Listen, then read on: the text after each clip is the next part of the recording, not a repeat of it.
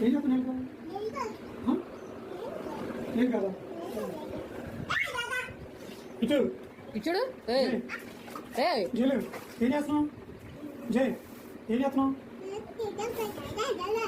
నేను అడిగి ఏం చేస్తున్నావు అన్నా చైనా భాష నేర్చుకున్నాను నన్ను పగలగొట్టు నన్ను గుడి పగలగొట్టు